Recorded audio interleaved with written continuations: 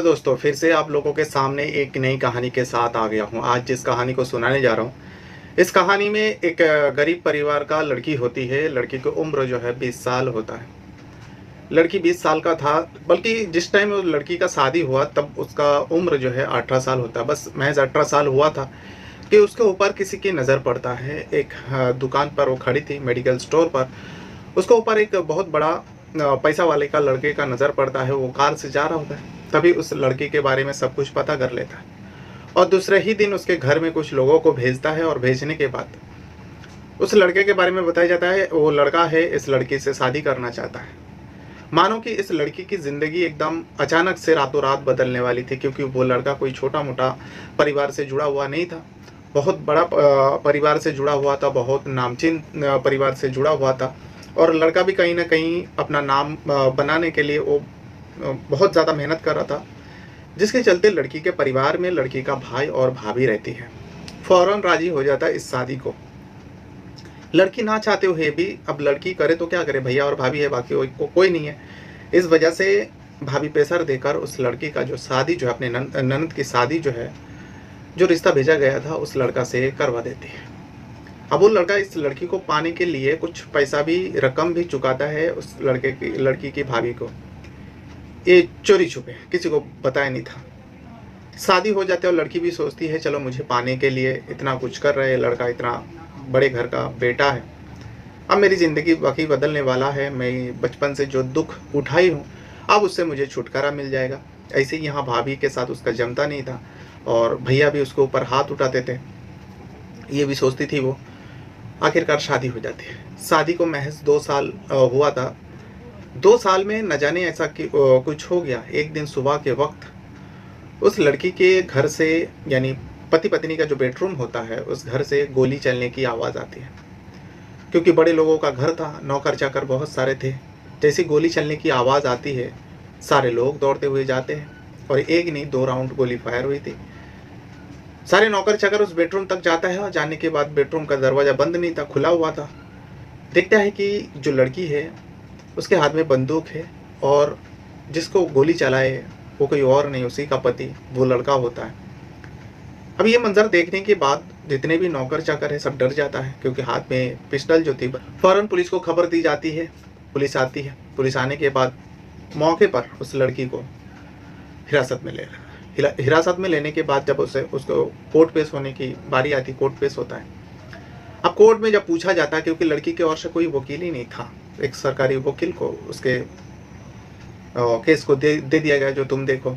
और जबकि मरने वाला जो है व्यक्ति बहुत बड़ा पैसा वाला था, जिसके चलते उनका वकील भी बहुत पावरफुल बड़ा वकील था।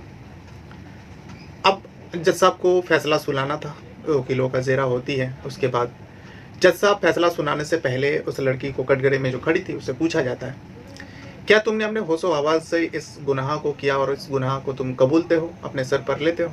एक बार पूछा, लड़की खामोश खड़ी थी, भरी अदालत था। दोबारा पूछा। दोबारा पूछने के बाद लड़की जज साहब की तरफ देखती है और देखने के बाद हाँ में सर हिलाती है, यानी इशारा करती है, हाँ मैंने किया। लेकिन जज साहब ने कहा, जो मुझे सुनाई नहीं दे रहे, आप अपने जवान से कहिए, मुंह से कहिए। तो लड़की फिर से कहती है, हाँ मैं अपना गुनाह कबूल करती हूँ और मैंने ये गुनाह किया, मैंने अपने पति का जान लिया। इसे सुनने के बाद जितने भी लोग अदालत में थे सारे लोग हैरान होकर उस लड़की की तरफ देखने लगे। और जो वकील था वो तो खुश हो गया, जो लड़के के तरफ से था वो खुश होकर ऐसा लगा जो अब जीत हासिल हुई। यहाँ लड़की खुद कबूल कर लिया, उसको मुजरिम साबित कर दिया वकील ने। और लड़की खुद अपने मुंह जबानी कबूल कर रहा, हाँ मैंने इस मर्डर को किया, मैं कबूल कर दिया। इसे सुनने के बाद जज साहब जो है फैसला सुनाता है। फैसला होती है, लड़की को 22 साल की सज़ा दे देती है जेल में। जो लड़की 22 साल तक जेल में रहेगी। अब खुद सोचो, एक लड़की की उम्र जो है महज 20 साल होता है और उसको उम्र सज़ा मिलती है 22 साल का, यानी पूरी उसकी जवानी जो है वो जेल में कटेगा। जब तक वो बाहर निकलेगा उसकी उम्र जो है 42 साल हो जाएगा। उसके बाद अब सारे, क्योंकि ये बहुत बड़े घर से जुड़े हुए थे, इसीलिए सारे रिपोर्टर जो है कोर्ट के बाहर इंतज़ार कर रहे थे कैमरे के साथ। लेकिन जज साहब का हुक्म होता है जो इस लड़की को किसी से मिलने ना दिया जाए और किसी से बात ना करने दिया जाए, पुलिस की निगरानी में इसके सीधा जेल में ट्रांसफ़र कर दिया जाए जहाँ पर इसको रहना है। वैसे ही करके लड़की के मुंह में एक काला कपड़ा डाल देती है और उसके बाद उसको सारे रिपोर्टर से बचाते हुए उस गाड़ी में ले जाकर बिठाते हैं जिस गाड़ी से उसको जाना था, जेल लेके जाना था। किसी से बात करने नहीं देता। लेकिन इसी में से जब वो गाड़ी में बिठा दिया, एक रिपोर्टर होता है। वो रिपोर्टर जो है इस लड़की का इंटरव्यू लेना चाहते थे और उससे कुछ बात करना चाहते थे, लेकिन उसको मौका ही नहीं मिला। गाड़ी स्टार्ट होती है, गाड़ी चल देती है, लेकिन ये जो रिपोर्टर होता है ये पीछा करती रहती है। पीछा करते करते उस जेल तक जाते हैं, लेकिन जेल के गेट तक पहुंचने के बाद लड़की का गाड़ी तो अंदर चली जाती है, लेकिन रिपोर्टर को रोक दिया जाता है। रिपोर्टर निराश हो जाती है, वो वापस आ जाता है और उस लड़की के बारे में किसी को कोई खबर नहीं। फिर 10 साल बाद अचानक एक ऐसा मोड़ आता है जिसके चलते उस लड़की का फिर से एक सनसनी सी मच जाती है। उस लड़की को लेकर कुछ खबर ही ऐसा मिला था। वो जो रिपोर्टर पीछा करते हुए उसका जेल तक गए थे, आखिरकार वो लड़की को वो इंटरव्यू भी देती है और देने के बाद जो सच्चाई सामने लेकर आता है, इसमें कई सारे लोगों को जेल भी होती है और 10 साल सज़ा कटने के बाद इस लड़की को बाइज्जत बरी कर देती है और इससे जुड़े हुए कई सारे लोगों का सच्चाई भी सामने आता है। आज मैं इसी कहानी को सुनाने जा रहा हूँ। ये कहानी जो है हमारे हिंदुस्तान का है। शायद आप लोगों को नहीं पता, लेकिन मैं पूरा डिटेल बताऊँगा और आप लोगों से वही छोटी सी रिक्वेस्ट रहेगा वीडियो में आगे बढ़ने से पहले, अगर आप पहली बार मेरे चैनल पर वीडियो देख रहे हो तो चैनल को सब्सक्राइब ज़रूर कीजिएगा और वीडियो देखते समय वीडियो को भी एक लाइक कर दिया करें। और आज जैसे कि मैं हमेशा कहता हूँ, अगर आपके पास भी कोई कहानी है, जैसे इस कहानी को भी मुझे किसी ने भेजा है इंस्टाग्राम के ज़रिए, उन्होंने मुझसे बात किया और बात करने के बाद पूरी कहानी भेजी। मैंने पढ़ने के बाद मैंने फैसला किया जो इसके ऊपर मैं वीडियो बनाऊँगा। तो मैं आज वीडियो बनाया और आप लोगों के लिए ये वीडियो आपके सामने पेश करने जा रहा हूँ। पूरी कहानी मैं विस्तार से बताऊंगा। आप हमसे जुड़ सकते हो। हमारा इंस्टाग्राम आईडी का नाम है स्टोरी बाय रहमान, जो मेरा यूट्यूब चैनल का नाम है। और या अगर आपको नहीं मिलता तो आप इसी वीडियो के डिस्क्रिप्शन में इंस्टाग्राम का लिंक मिल जाएगा। आप वहां जाकर डायरेक्ट भी उस लिंक पे क्लिक करोगे तो आपको सीधा इंस्टाग्राम पे लेके जाएगा। तो फिर चलिए जानते हैं पूरा कहानी आखिर क्या है और कहाँ का है। कहानी जो है कोलकाता शहर का है। कोलकाता में कुछ समय पहले एक मामला बहुत सामने आया था। नैना घोष का कहानी है। नैना घोष जो है, जिस टाइम नैना घोष को सज़ा दी गई थी उस टाइम उसकी उम्र जो है 20 साल होता है और अदालत ने उसे 22 साल का जेल में सज़ा दी थी, जो जेल में रहेगा ये 22 साल। बड़ी शौकीन वाला खबर है। एक लड़की की उम्र 20 साल होता है और उसको 22 साल की सज़ा मिलता है, यानी 42 साल तक जब तक उसको उम्र होगा, अगर ऊपर वाले ने उन्हें ज़िंदा रखा तो 42 साल की उम्र में वो जेल से बाहर आएगा। बड़ी अजीब है, आखिर उस लड़की ने, इस महिला ने ऐसा क्या गुनाह किया था और क्या जुर्म किया था। दरअसल इसके ऊपर अपने ही पति को मारने का इल्ज़ाम था और जब अदालत में उसे पेश किया गया, खुद अपने मुंह ज़बानी कबूल भी किया और मौका बर्दात पे कुछ चश्मदीद था, सबूत भी मिला क्योंकि उसके हाथ में पिस्टल थी। इसके आधार पर जज साहब ने उन्हें 22 साल की सज़ा सुना देता है। अब वो सज़ा काटने के लिए जेल के अंदर थी, लेकिन कई सारे रिपोर्टर हैं जो उसका इंटरव्यू करना चाहते थे अपने रोजी रोटी के लिए, अपने न्यूज़ चैनल का वाहवाही के लिए। कुछ लोग इंटरव्यू करना चाहते थे। ऐसी सनसनी के मामले को लोग सामने लाना चाहता है, चाहे झूठ हो या सही हो, जो भी है, गलत हो या जो भी है, बस लोगों के सामने दिखाना है, टीआरपी हासिल करना है। कुछ चैनलों का काम ही रहता है ऐसा।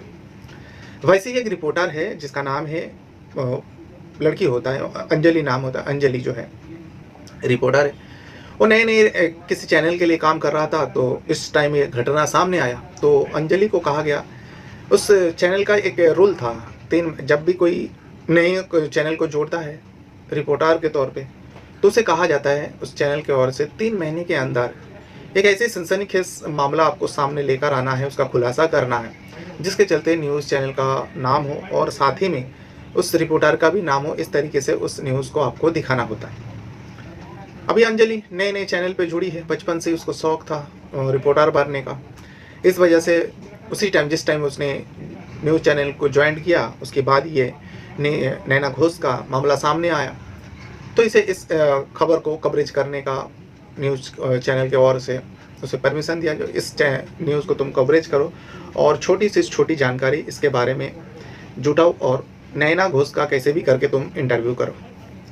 अब अंजलि नैना घोष का इंटरव्यू करने के लिए जब उसको अदालत में सज़ा सुनाई, अदालत के बाहर खड़ी थी, लेकिन मौका ही नहीं मिला। नैना घोष से बात करने के लिए अंजलि को मौका ही नहीं मिला। जब उसको जेल ले जाया जा रहा था गाड़ी से, उसका पीछा करते हुए वो जेल तक जाते हैं और नैना घोष भी उसको खिड़की, जो गाड़ी का जाली लगा हुआ रहता है, उससे वो ताक झाँक के देख भी रही थी। जो एक रिपोर्टर है मेरे पीछा कर रहा है, मुझसे बात करने के लिए कोशिश कर रही है, लेकिन इस अंजलि को मौका नहीं मिलता जो बात करे। आखिरकार उसे जेल ले जाया जाता और जेल में किसी का परमिशन नहीं है। कुछ समय जाने के बाद अंजलि का नौकरी छूट जाता है, उस चैनल से नौकरी छूट जाता है, क्योंकि अंजलि ने कभी ऐसे कवर ही नहीं कर पाया था, जिससे चलते अंजलि और उस चैनल का नाम 3 महीना होने वाला था। फिर एक दिन उससे ये भी बता दिया जाता है जो आपकी नौकरी गई, क्योंकि आपने कुछ ऐसा न्यूज़ ला नहीं पाया, जिसके चलते आपके ये जॉब आपको नहीं दे सकते। उस न्यूज़ चैनल का रोल था। अब यहाँ अंजलि का नौकरी छूट जाता है। उसके बाद वो फिर कोशिश करता है, फिर ट्राई करता है, दूसरे ही चैनल पे जुड़ जाता है। ऐसे न्यूज़ रिपोर्टर वाले का ऐसे ही हाल होता है। वो दूसरे चैनल पे जुड़ जाता है और दूसरे चैनल पे उसको बाहर कंट्री में भेज दिया जाता है, जो तुमको इंटरनेशनल न्यूज़ को कवरेज करना है। अब उसे किसी कंट्री में भेज दिया जाता है। वहाँ पे वो ईमानदार तो थी, अच्छे से काम करने लगे और देखते ही देखते कुछ ही समय जाने के बाद अंजलि भी आप लोगों को पहचान में आ गए। ये बहुत बड़ा रिपोर्टर बन गए, बहुत बड़ा न्यूज़ को कवरेज करती है, प्राइम टाइम के लिए शो करती है। अब अंजलि कोई छोटा मोटा रिपोर्टर नहीं था, बहुत बड़ा रिपोर्टर थी। वो बहुत नाम कमा चुके थे। देखते ही देखते 10 साल बीत गए थे। अब अंजलि अपने हुक्म से वो सब कुछ कर सकती, वो चाहे तो जिस भी चैनल पे जाना चाहे जा सकती है। सारे चैनल वाले उसको लेने के लिए तैयार थे, क्योंकि उसका नाम ही कुछ था। अंजलि अगर जिस चैनल पे जुड़ जाएंगे उस चैनल का भी नाम हो जाएगा। इस वजह से अब अंजलि का डिमांड बहुत ज़्यादा बढ़ जाता है। वो बाहर रह के ये सारे काम, अपनी इज्जत हासिल किया था, अपने काम काज में इतना मेहनत किया था। 10 साल बाद वो इंडिया लौट आती है, हिंदुस्तान लौट आती है और सोच लेती है जो हिंदुस्तान में ही रह के वो कुछ करेंगे। अब हिंदुस्तान में आने के बाद उसी चैनल से जुड़े हुए थे। फिर वो अपने प्राइम टाइम शो के लिए एक रिपोर्ट तैयार कर रही थी और उस रिपोर्ट में जो महिला कैदी होती है, जेल के अंदर बंद रहती है, उसके ऊपर रिपोर्ट वो करना था, उसका एक न्यूज़ बनाना था, जिसके चलते इसके बारे में वो बहुत सारे जेलों में गई। अब 10 साल में वो सब कुछ भूल चुका था, कौन था नैना घोष, उसके माइंड से हट चुका था। शुरुआत में तो नैना घोष के बारे में वो बहुत कुछ सोचती थी। नैना घोष को लेके ही वो ज़िंदगी में आगे बढ़ने की कोशिश कर रहा था, सफल होने की कोशिश कर रहा था। जो नैना घोष का अगर सच्चाई में सामने लेके आ जाऊंगी तो मेरा नौकरी भी पक्का हो जाएगी और मुझे लोग पहचानने लगेगा। लेकिन नैना घोष के बारे में उसका हाथ ही नहीं लगा था, कुछ बहुत कोशिश किया था। अब 10 साल बीत चुके थे, उसको एक्सपीरियंस भी हो गया था, प्राइम टाइम शो कर रही थी। अब वो जो महिला कैदी है उसके ऊपर एक न्यूज़ बना रहा था, जिसके चलते बहुत सारे जेल में गई है। इतने में एक जेल में जाती है, जिस जेल में जो है नैना घोष बंद थी। अब उसे कोई रोकने टोकने वाला नहीं था, बहुत बड़ा नाम था अंजलि। अब उस जेल में जाती है, जाने के बाद उसको 10 साल पहले की बात याद आ जाती है और गेट के पास जाती है तो धुंधला सा याद आ जाती है, नैना घोष के बारे में याद आ जाती है। वो सोचती है ना जाने नैना घोष का क्या हुआ नहीं हुआ, कहाँ है, 22 साल की सज़ा मिली थी, थोड़ा बहुत याद आ गया। अब उसे क्या पता था, क्योंकि अक्सर ट्रांसफ़र होते रहता है, कैदियों को इस जेल से उस जेल भेज दिया जाता है। उसे क्या पता था जो इसी जेल में होगी। अब वो तो उस जेल का बाहर का गेट का मंजर देख के उसे थोड़ा बहुत धुंधला सा याद आ गया 10 साल पहले की बात। अब वो जेल के अंदर जाती है और जाने के बाद उस जेलर से बातचीत करती है। जो जेलर रहता है, जेलर परमिशन दे देता है। अलग अलग सेल में जो कैदी लोग बंद थे, महिला कैदी, उन लोगों से सारे बात करते हैं। इन्हीं में से एक कैदी के ऊपर नज़र पड़ते हैं अंजलि के। वो कैदी कोई और नहीं थी, उलझी हुई बाल थी, एकदम खामोश बैठी है, जैसे उदास बैठी है। सब कुछ खोने के बाद जैसे किसी इंसान का हाल होता है, वैसे ही वो नैना घोष का हाल थे। अंजलि सोचती है ये लड़की कौन है। जब उसके ऊपर नज़र पड़ते हैं अंजलि को एक झटके में सब कुछ याद आ जाता है, जो 10 साल पहले धुंधला जेल में जाने के बाद उसको याद आ रहे थे। अब नैना घोष को देखने के बाद उसको सब कुछ याद आ जाता है। और नैना घोष भी जब अंजलि की तरफ देखती है तो देखती ही रह जाती है, क्योंकि नैना घोष भी पहचान चुकी थी। भले ही उसने खिड़की से झांकी थी, जो एक रिपोर्टर मेरे पीछे करते हुए मेरे जेल तक आ रही है, नैना घोष भी पहचान चुकी थी। अब अंजलि बाकी कैदियों से पूछते हैं, जो औरत बैठी है उलझी हुई बालों में, ये नैना घोष है ना? तो सारे कैदी कहते हैं, जिन लोग भी था, बोले हाँ ये नैना घोष है। लेकिन आप उनसे उनके पास मत जाओ। अंजलि कहती है क्यों? सारे लोग कहते हैं ये किसी से बात नहीं करती, आप कितने भी कोशिश कर लो ये बात नहीं करेगी, ये ज़बान नहीं खोलती है। अंजलि फिर से एकदम उदास हो जाती है, क्योंकि 10 साल पहले भी नैना घोष किसी के साथ बात नहीं कर रही थी। अब 10 साल जेल में रहने के बाद भी उसकी हाल ये है, कैदी लोग कह रहे हैं, जो वो किसी से बात नहीं करती। तो अंजलि सोच में पड़ जाती है आखिर इस नैना घोष के साथ क्या हुआ था। एक जवान लड़की थी, तब उसको 22 साल की सज़ा मिलती है और 10 साल जेल में रहने के बाद अब उसकी उम्र जो है 30 साल हो जाती है। अंजलि जाती है नैना घोष के पास, बातचीत करने की कोशिश करती है। नैना घोष उसके तरफ देखती है और एक बात कहती है, जो अभी तक अब मेरे पीछे पड़े हो। तब अंजलि थोड़ा मुस्कुराती है, क्योंकि उसे ये सारे बताया गया था, वो किसी से बात नहीं करती है। और नैना घोष जब ये बात करती है, आप अभी तक मेरे पीछे पड़े हो, तो अंजलि शॉक्ड हो जाती है। जो 10 साल पहले बस मैं जा रही थी उसके गाड़ी के पीछा करते हुए उसे बात करने के लिए, वो एक बार मुझे देखा था गाड़ी के अंदर से, उसको कैसे याद है, उसका माइंड इतना तेज कैसे है जेल के अंदर रहने के बाद, जबकि वो उदास बैठी रहती है, कुछ सोचती रहती है। ये अंजलि भी शॉक्ड हो जाती है, लेकिन अंजलि नैना घोष को कहती है, जो हाँ, मैं अभी तक आपको भूला नहीं हूँ, जब तक आप मुझसे बात नहीं करोगे, अपने बारे में बताओगे नहीं, तब तक मैं आपका पीछा नहीं छोड़ूंगी। नैना घोष मुस्कुराती है, फिर दूसरी तरफ पलट जाती है और एक बात नहीं करती। अंजलि उसके बाद कई मरतबा पूछा, अंजलि कुछ नैना कुछ बताओ, मैं आपको इंसाफ दिलाना चाहती हूँ, आपके साथ जो अन्याय हुआ है मैं उसका न्याय दिलाना चाहती हूँ। मैं जानती हूँ तुम गुनहगार नहीं हो, तुम दबाव में आकर, मजबूरी में आकर तुमने ये गुनाह कबूल किया। लेकिन नैना घोष एक भी बातों का जवाब नहीं दे रही थी। आखिरकार अंजलि थके हारे नैना से बात नहीं कर पाती, तो वहाँ से वो चली जाती है। जाने के बाद फिर से 10 साल पहले जब उसकी शुरुआत ज़िंदगी हुई थी, नैना घोष के बारे में हमेशा सोचते रहते। 10 साल बाद भी अब उसके साथ फिर से वही चीज़ होने लगा। अब वो नैना घोष के बारे में सोचने लगती है, जो आखिर नैना घोष को मैं न्याय कैसे दिलाऊं और उसके बारे में, उसकी हकीकत कैसे जानूं। बात तो कर नहीं रहे। इतने में वो अंजलि सोचती है, क्यों ना फिर से मैं उसी मोहल्ले में जाऊं जिस मोहल्ले में नैना रहती थी। शायद उसका कोई रिश्तेदार हो, कुछ पड़ोसी हो, उसके बारे में बताए। अब अंजलि सोच लेती है, नैना जहाँ पे पली बड़ी है उस जगह पर जाती है और जाने के बाद नैना के घर के पता लगा लेते हैं। पता चलता घर का दरवाज़ा जब खटखटाता है, दरवाज़ा बंद था अंदर से। एक औरत बाहर आती है, औरत कहती है, कौन हो आप? तो अंजलि अपना पहचान देती है, मैं एक न्यूज़ रिपोर्टर हूँ, मैं प्राइम टाइम शो करती हूँ, आप न्यूज़ देखते नहीं हो क्या? तो इतने में औरत कहती है, देखिए बहुत साल हो चुके, बहुत रिपोर्टर आए हैं और हम लोग नैना घोष को भूल चुकी हूँ, और आप लोग क्यों बार बार उसे याद दिलाना चाहते हो? तो इसमें अंजलि कहता है, देखिए मैं याद नहीं दिलाना चाहता हूँ, मैं तो नैना घोष को न्याय दिलाना चाहती हूँ। तब वो औरत गुस्से में कहती है, आप क्या न्याय दिलाओगे? वो तो कटघरा में खड़ी होकर खुद जज सबको अपना गुनाह कबूल कर लिया, तो फिर इसमें आप कहाँ से न्याय दिलाओगे? आप फालतू में टाइम पास करो, आप यहाँ से जाओ। तब अंजलि कहता है, आप कौन हो कौन? तो कहता है, मैं नैना घोष की भाभी हूँ। तो अंजलि कहता है, नैना घोष का भाई कहाँ है? कहने लगा, मेरा पति ड्यूटी पर गया। तब अंजलि जो है, नैना घोष की भाभी जो है, भाभी का रवैया देखते हुए अंजलि सोच लेती है, जो इसको लालच देने से, क्योंकि वो एक्सपीरियंस वाली हो चुकी थी अंजलि, हज़ारों लोगों से मिल चुकी है, हज़ारों लोगों का इंटरव्यू कर चुकी है, वो एक खुद प्राइम टाइम शो चलाती है, तो उन्हें तो एक्सपीरियंस है ही, जो कौन इंसान कैसा है, कैसे व्यवहार करते हैं, उनके साथ कैसे पेश आना चाहिए। तो अंजलि घोष जो है नैना घोष की भाभी को कहते हैं, देखो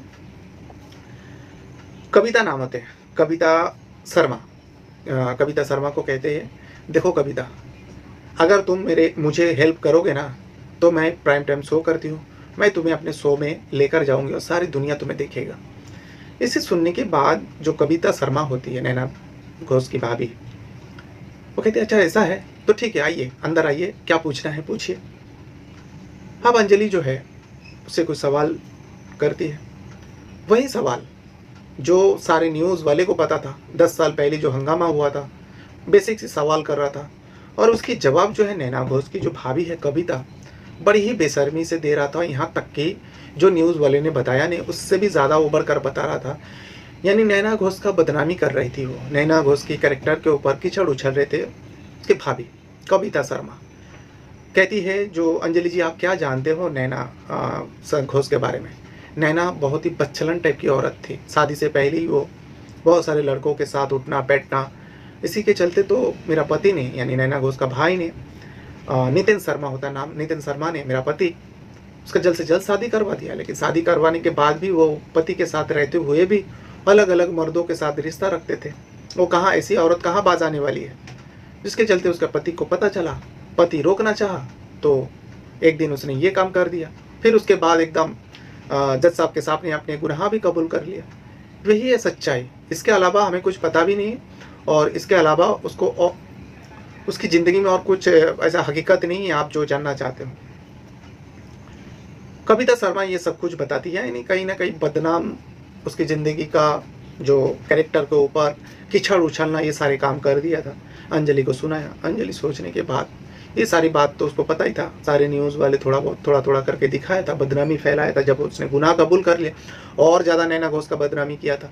लेकिन अंजलि का दिल कहता था नैना घोष निर्दोष है, उसे फंसाया गया, उसको मजबूरन ये अपना गुनाह कबूल किया, उसके ऊपर कुछ तो मजबूरी रहा होगा, बस उसी को सामने लाना है। अगर वो सच्चाई सामने लाकर रख देता है तो एक धमाल मचा देगी। उस रिपोर्टर अंजलि घोष को भी पता था, लेकिन यहाँ पे तो कुछ ऐसा सच्चाई सामने नहीं आया। फिर से एक बार वो सोचता है क्यों ना नैना घोष की जो फाइल है उसको मैं, चार्जशीट जिसके ऊपर बनाया गया, उस फाइल को अगर वो हासिल कर लेती है तो इसके केस के लिए कुछ आसानी होगा।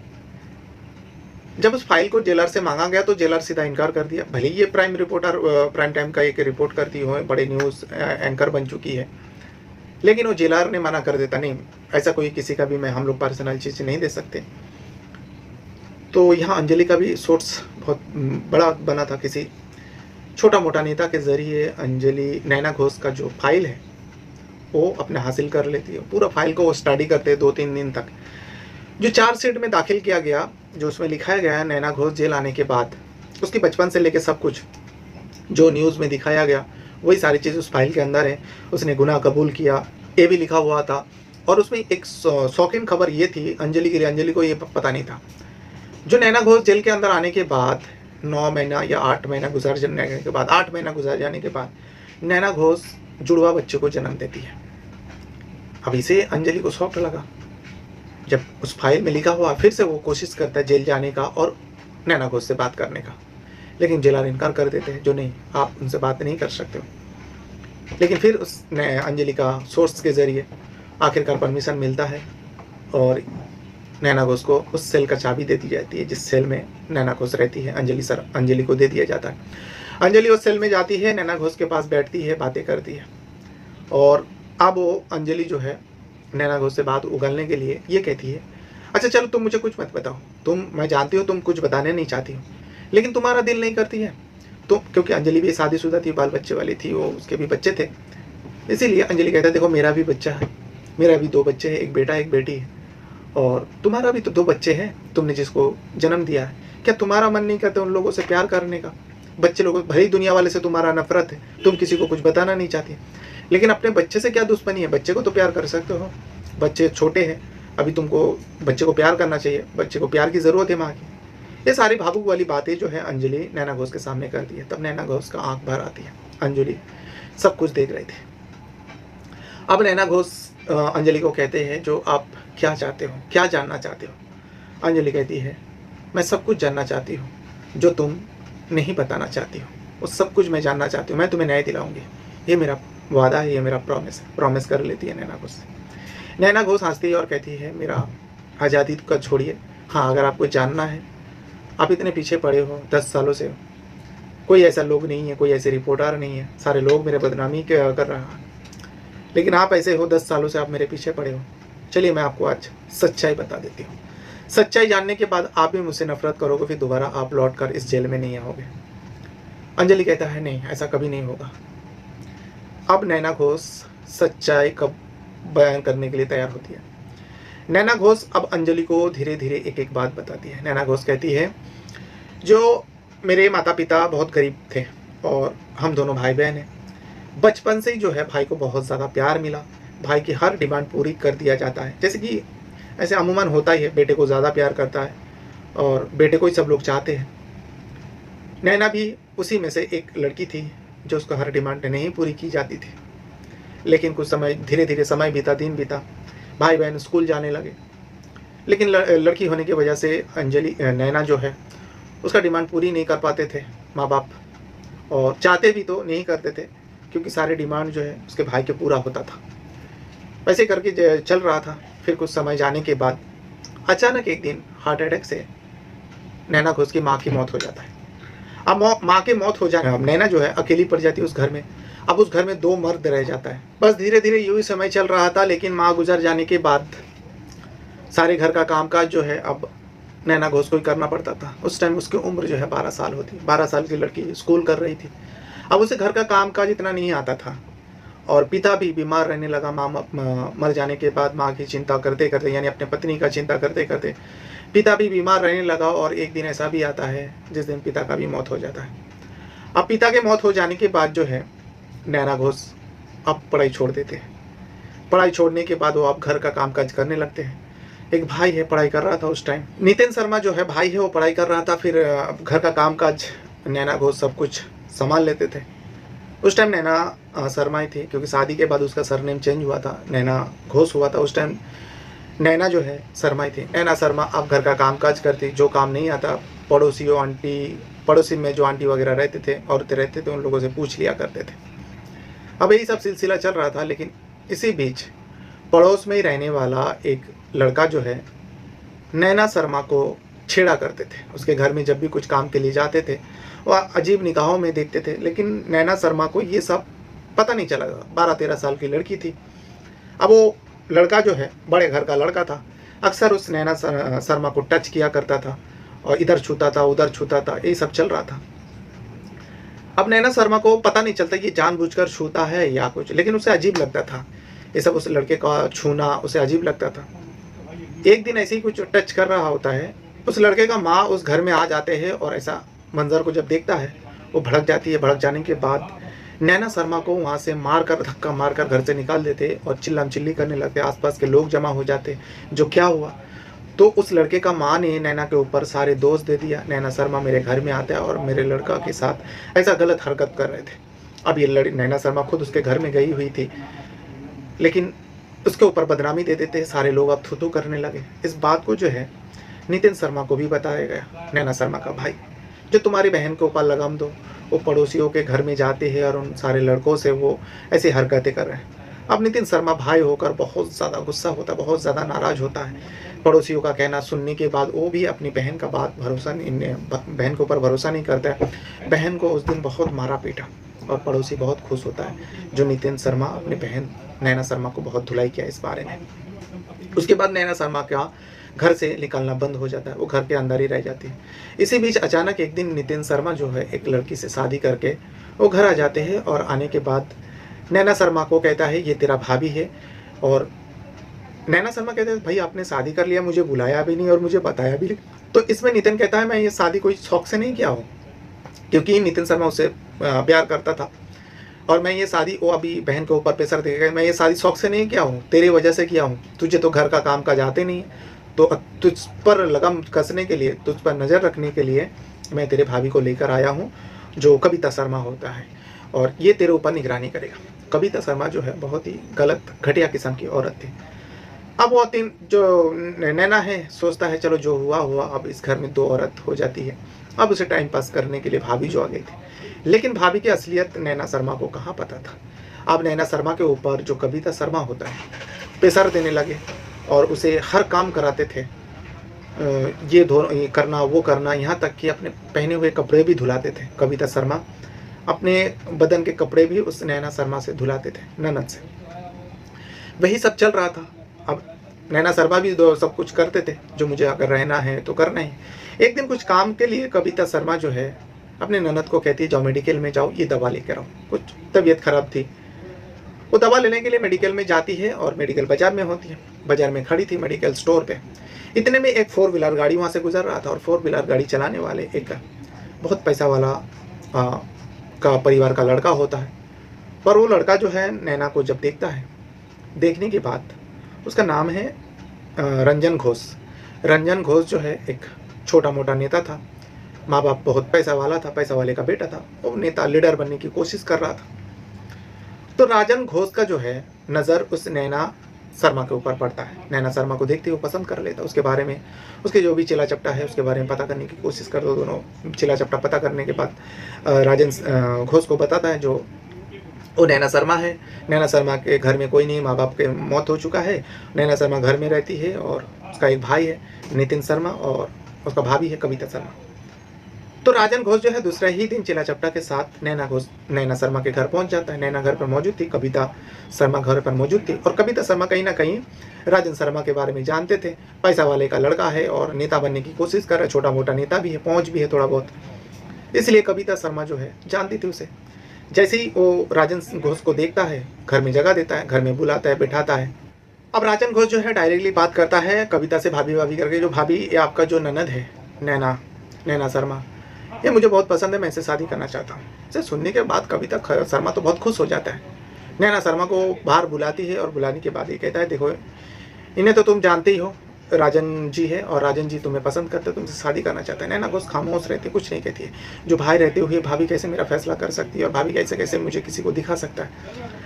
तो नैना घोष को जो बिना बोले ही वो कमरे के अंदर चली जाती है। चले जाने के बाद यहाँ कविता जो है राजन घोष से वादा कर लेती है, जो मैं नैना घोष को मनाऊंगी और तुम्हारे साथ ही नैना जो शर्मा है उसका शादी तुम्हारा नैना के साथ ही मैं करवा दूंगी। वादा कर लेती है भाभी। फिर रात को नितिन शर्मा आता है, नैना शर्मा का भाई, कविता शर्मा का पति। अब जब राजन घोष के बारे में बताया जाता है तो नितिन शर्मा भी बहुत खुश, क्योंकि बहुत पैसा वाला था और बहन की शादी किसी अच्छे जगह में हो, बड़े घर के बेटे के साथ हो, ये नितिन शर्मा भी चाहता था। और बहन जवान भी हो चुकी थी, उस टाइम 18 साल की हो चुकी थी, बालिग भी बन चुकी थी, शादी कराने में कोई दिक्कत नहीं। नितिन शर्मा भी राजी हो जाता है। आखिरकार नैना को मजबूरन इस शादी में राजी होना पड़ता है, राजी हो जाती है। और कविता शर्मा इस शादी के लिए कुछ पैसा भी राजन शर्मा ने ऑफर किया था, कविता ने वो पैसा भी लिए थे, जो शादी का कुछ खर्चा वगैरह, क्योंकि ये लोग गरीब थे, शादी में खर्चा करने के लिए कुछ पैसा दिया था, 5-6 लाख रुपए उसने दिया था राजन घोष ने। शादी हो जाती है राजन घोष के साथ। नैना ना चाहती है भी, नैना सोचती है चलो ठीक है, बचपन से ही तो मुझे प्यार मिला नहीं, अब ये लड़का मुझे पाने के लिए इतना कुछ कर रहा है, बड़े घर का बेटा है, हो सकता है मेरी नसीब बदलने वाला हो, मेरे तकदीर बदलने वाला। ये सारी घटना जो है नैना घोष अंजलि को बता रहा था उस सेल के अंदर, जेल के अंदर बैठे हुए। उसके बाद अब नैना शर्मा से नैना घोष बन जाती है। शादी के बाद वो राजन घोष के साथ रहने लगते हैं। अब पति को पाकर वो बहुत खुश थे, पति भी शुरुआत में बहुत प्यार कर रहे थे, नई नई शादी हुआ था, राजन घोष भी बहुत ज़्यादा प्यार कर रहे थे नैना को। अब नैना भी बहुत खुश, सारे दुख दर्द तकलीफ सब भूल चुकी थी जो उसको बचपन से मिली थी। अब दोनों पति पत्नी रहने लगता है। इसी बीच चुनाव नज़दीक था, चुनाव नज़दीक होने की वजह से राजन घोष परेशान रहने लगा। उसे किसी भी तरह से उसे टिकट मिलना था, टिकट का हासिल करना था। वो तरह तरह की जगह में जा रहा है जो उसे किसी भी वजह से टिकट मिल जाए, लेकिन उसे टिकट नहीं मिल रहा था। एक दिन रात के वक्त एक बंदा को लेकर वो घर पर आता है राजन घोष और अपनी पत्नी से मिलवाता है नैना घोष से। नैना को देखते ही वो आदमी जो साथ में आया था राजन घोष के साथ बहुत खुश होता है और राजन घोष कुछ इशारा कर रहा है। नैना देख रही थी जो ये क्या कर रहा है, नैना कुछ समझ नहीं पा रहा था। फिर उसके बाद वो आदमी को कहता है अब कमरे में जाओ, एक कमरा दिखाता है, अब कमरे में जाओ, मैं भेजता हूँ। राजन घोष ऐसा कह रहा था। फिर नैना के पास राजन जाता है, पति जाने के बाद कहता है देखो ये बहुत बड़ा इंसान है, मुझे आगे टिकट दिलवाने का इनका बहुत बड़ा हाथ रहेगा, बस इस आदमी को तुमको खुश करना है। इसे सुनने के बाद तो नैना घोष के पैर तले ज़मीन खिसक जाता है। नैना सीधा इनकार कर देती है, जो मैं ऐसा काम बिल्कुल नहीं कर सकती। आखिरकार राजन कहता है अगर तुम ये काम नहीं कर सकती तो एक काम करना, कल सुबह इस घर से तुम चले जाना, मुझे भी तुम्हें कोई ज़रूरत नहीं है। एक पत्नी होकर पति का भलाई करने के लिए तुम इतना नहीं कर सकती? अगर मुझे टिकट मिल जाएगा, मैं चुनाव जीत जाऊंगा, तुम सोचो हम लोग कहाँ से कहाँ तक पहुँच सकते हैं। और जब तक मुझे टिकट नहीं मिलेगा मैं आगे कुछ नहीं कर सकता हूँ। और यही बंदा है जो मुझे टिकट दिलवाने में बहुत मदद करेगा, बहुत काम आएगा। नैना घोष के पास कोई चारा नहीं था, पति होकर पत्नी को दूसरे मर्द के हवाले कर रहा था। नैना घोष मजबूरन अब कुछ कर भी नहीं सकते। आखिरकार उस बंदे के घर में, उसी घर में आया हुआ था, उस बंदे के पास जाती है और वो बंदा हैवान था। पूरी रात नैना घोष को नोचता रहा, उसके इज्जत के साथ खेलता रहा। सुबह होते ही वो आदमी चला जाता है। नैना इस सदमा को बर्दाश्त नहीं कर पा रहा था। उसके बाद वो राजन की तरफ गुस्से में देखती है, लेकिन राजन भी चुनाव की वजह से वो सुबह सुबह निकल जाता था, नैना से कुछ बात नहीं करता था। उस दिन तो यूं ही चला। फिर उसके बाद एक दिन अचानक रात के वक्त 2 बंदे को लेकर आ जाता है नैना समझ नहीं पा रहे थे जो आज वो क्या करने वाला है। नैना को भनक तो लगा था आज भी ऐसा ना हो कहे जो इन दोनों बंदों को खुश करो। नैना सोच ही रही थी कि इतने में राजन घोष कह देता है, जो एक काम करो, जिस तरह उस बंदे को तुमने खुश किया था आज इन दोनों बंदों को खुश कर दो। लेकिन नैना सीधा इनकार कर रही थी। नैना घोष जैसे इनकार करती है वही राजन घोष का फैसला था। ठीक है, अगर नहीं करना चाहते हो, उसे समझाता भी है, बस ये तुम्हारा आखिरी काम है, इसके बाद मैं कभी किसी को आगे तुमको नहीं भेजूंगा, ये मेरा प्रॉमिस है, मेरा वादा है, इसके बाद चुनाव हो जाएगा, मैं जीत जाऊंगा। तुम सोचो हमारे ओहदा हमारी पहुंच कहाँ तक होगा। लेकिन नैना घोष को इज्जत यहाँ गंवाना पड़ती थी। आप आज तो दो दो आदमी को लेकर आए, और जब नैना घोष नहीं मानती तब राजन घोष गुस्सा हो जाता है और कहता है, ठीक है, अगर यही बात है तो तू एक काम कर, तू चले जा यहाँ से, और इसके बदले में तुझे बहुत भारी कीमत चुकानी पड़ेगी। हो सकता है मेरे आदमी लोग तेरे भैया और भाभी को ही जान से मार दें। अब तू सोच ले तुझे क्या करना है। नैना घोष फिर से मजबूर हो जाती है। नैना घोष मजबूरन उस दो बंदों के साथ उस कमरे में जाते हैं, और ये दो बंदा एक साथ मिलकर नैना घोष का इज्जत लूटती रहे। कुछ ही दिनों में चुनाव हो जाती है। तब तक राजन घोष को टाइम ही नहीं था घर पे टाइम देने के लिए। चुनाव हो जाते हैं, राजन अच्छा वोटों से जीत जाता है। नैना घोष अब सोचती चलो जो हुआ हुआ, अब सब कुछ बंद हो जाएगा। लेकिन राजन घोष जो है नैना की तरफ देखता भी नहीं था, नैना से बात भी नहीं कर रहा था।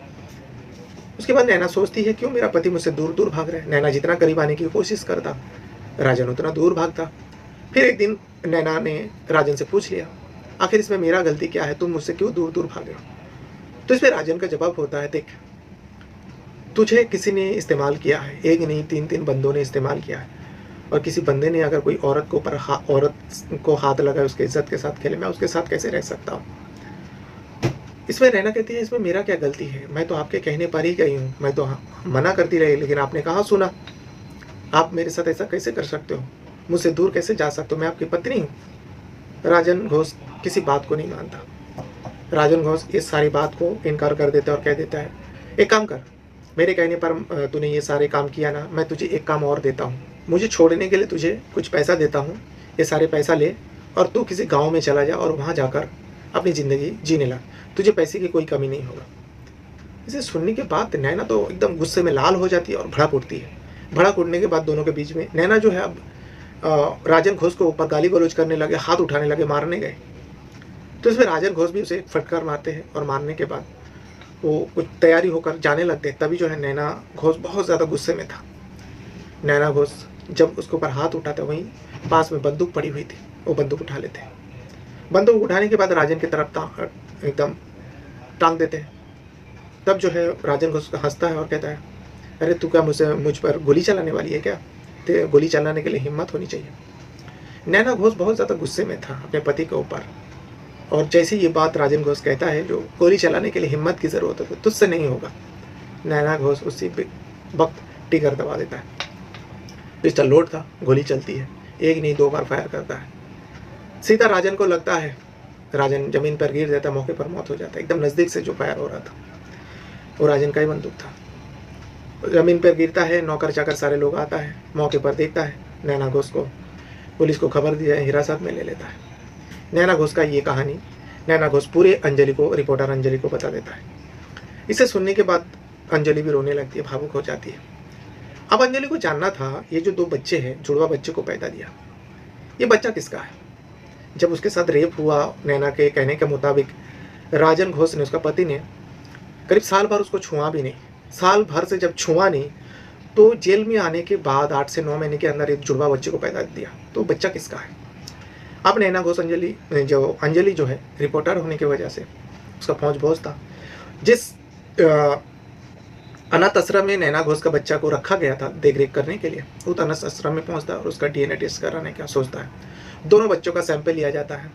यहाँ राजन घोष तो नहीं रहा, और यहाँ नैना घोष का भी DNA लेता है, और उन दोनों व्यक्ति का, जो 3 व्यक्ति होता, तीनों व्यक्ति का, पहले तो एक व्यक्ति ने किया तो बहुत काफ़ी समय हो चुका था, इसके लिए उस व्यक्ति का DNA का मैच सैंपल नहीं लिया। लेकिन ये जो 2 व्यक्ति था वो भी छोटा मोटा नेता बन चुका था, 10 साल का अंतर जो हो गया था। अंजलि किसी भी तरह उन दोनों व्यक्तियों का बालों का सैंपल ले लेता है, कुछ सैंपल जुगाड़ कर लेता है सोर्स के ज़रिए, और टेस्ट करवाता है। टेस्ट कराने के बाद पता चलता है ये 2 बच्चा है, 2 अलग-अलग इंसानों का है। 2 अलग-अलग इंसानों जो रेपिस्ट होता है, जिसके साथ नैना घोष को मजबूरन रात गुज़रने के लिए मजबूर किया था राजन घोष ने, उन दोनों बंदे का होता है। दोनों बंदे का 2 बच्चा होता है। एक बहुत बड़ा रिपोर्ट तैयार कर लिया था अंजलि ने। अंजलि ने जब इस सब कुछ सबूत के साथ तैयार करने के बाद वो प्राइम टाइम में जेलर से मुलाकात करने के बाद नैना घोष को लेकर आते, सारी बात रिकॉर्ड कर दिए। रिकॉर्ड करने के जब चलाया जाता है, एकदम पूरा कलकत्ता शहर में हड़कंप मच जाता है, पूरा देश में हड़कंप मच जाता है। ऐसे ऐसी खबर आ रही है नैना घोष को लेकर, और जबकि वो दोनों नेता भी था, उन दोनों को पर इल्ज़ाम था, दोनों बेटा उसी का है, अलग अलग बंदों का है, नैना के साथ बलात्कार किया था। सारे लोग सामने आता है, मानानी का दावा करता है, लेकिन सबूत था। अंजलि एकदम पक्का काम किया था, सारे सैंपल इकट्ठा किया था, टेस्ट करवाया था, उसमें सबूत था। अदालत में दिखाता है, उन दोनों छोटा नेता को भी हिरासत में ले लेता है, और जो पहला रेप किया था वो तो फरार हो चुका था। जब ये खबर चल रहा था वो देश छोड़कर भाग चुका था। ये पूरा कहानी सुनने के बाद सारे लोग हैरान हो जाता है, और उस कविता भाभी का भी सच्चाई सामने आता है। अपनी ननद का शादी करवाने के लिए राजन घोष से वो मोटी रकम भी वसूला था। पूरी सच्चाई सामने आने के बाद 10 साल में ही उस नैना घोष को बरी कर दी जाती है। उसके बाद कुछ समय बाद वो दोनों बच्चों को भी नैना घोष के हवाले कर देते, जो जेल में रहते हुए उन दोनों बच्चों को जन्म दिए थे। और नैना घोष का सच्चाई जानने के बाद हर कोई हैरान हो जाता है, जो कोई पति आखिर पत्नी के साथ ऐसा कैसे कर सकते हैं। उस नैना के ऊपर सारे लोगों का हमदर्दी होता है, और नैना घोष को सरकार के ओर से कुछ पैसा भी दिया जाता है। आगे उसको ज़िंदगी जीने के लिए प्रेरणा भी मिलते हैं, बहुत सारे NGO सामने आता है। लेकिन नैना घोष का कहना है जो मैं किसी के साथ रहना नहीं चाहती, लेकिन अंजलि जो रिपोर्टर होती है, जब वो कहती है क्या तुम्हें मेरे साथ भी रहने के लिए तुम नाराज़ हो, मेरे साथ नहीं रह सकती, नैना घोष कुछ नहीं कहती है। अंजलि सबके सामने ये बात कहती है जो नैना घोष किसी के साथ नहीं रहेगी, वो मेरे साथ ही रहेगी, मेरी बहन के जैसा रहेगी, मेरे ही घर में रहेगी और मेरा काम में हाथ बटाएगी। उसके बाद नैना घोष जो है अंजलि के साथ छोटी बहन की तरह उसी के घर में रहने लगती है। तो ये था वो पूरी कहानी।